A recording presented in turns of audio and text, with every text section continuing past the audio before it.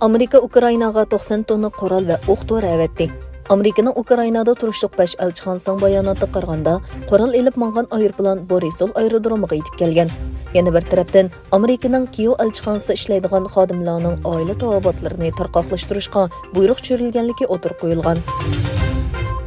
Amerika hukumati juma kuni Xitoy hukumatining virus sababidan Amerika aviasiya shirkatining bir qism aviasiya liniyasini vaqtincha to'xtatish qaroriga qarata Xitoy Amerikadan yo'lga chiqadigan 4 aviasiya shirkatining 44 navbatchi aeroplanini to'xtatganligini e'lon qildi.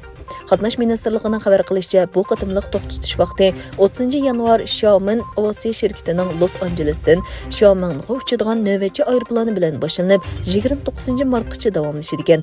Qarorning bir qismi sifatida Xiaomi, Xitoy aviasiyasi, Xitoy Janubiy aviasiyasi va Xitoy Sharqiy aviasiya shirkatining bir qism navbatchi aeroplanlari to'xtatildi.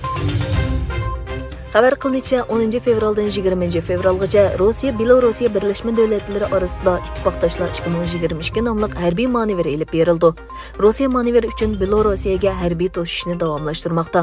Rossiya dastlabda Belorussiyaga 2 dona S-400 havo mudofaa sistemasi avatgan bo'lib, to'nigun 12 dona Su-35 kurashchi aeroplan avatgan. Xitoyning poytaxti Beyjingda COVID-19 tadbirlari sababidan Olimpik mash'ali qishliq Olimpikdan ilgari faqat bir qancha nuqtada qo'ldan qo'lga yetkazildi. Egilanishicha, bu mash'al 2 oyning 3 va 4 kunlari Beyjingning markazi Yanchang rayoni va qo'shni bo'lgan Xibey o'lkasining Jiangsu shahridagi 11 nuqtada qo'ldan qo'lga yetkazildi ekan. Tashkiliy komitet mas'ullari mash'al murosimiga qatnashganlarning 2 hafta burun tibbiy nazoratga ilinganligini bayon qildi. Pakistan Dengiz bexatarlik idorasining xabariga qaraganda, 2 baliqchilik kemasi Port shahri Karachidan 65 kilometr yiroqlikdagi Tatar rayonining dengiz qirg'og'ida o'rilib ketgan.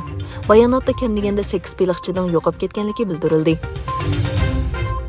Danlıq elektronlik avtomobil şirketi Tesla o'zining Urumchida sho'ba do'koni ochganligini jakarlagan. Tesla shirkatining Xitoydagi 60 dan ortiq shaharda setish o'rinlari bo'lsa-mu, ammo uning irqiy qirg'inchilik yuz berayotgan Uyg'ur elining markazida sho'ba ichishi zo'r inkas qo'zg'adi. Teslaning bu harakati ijtimoiy taratqularda tanqidga uchradi.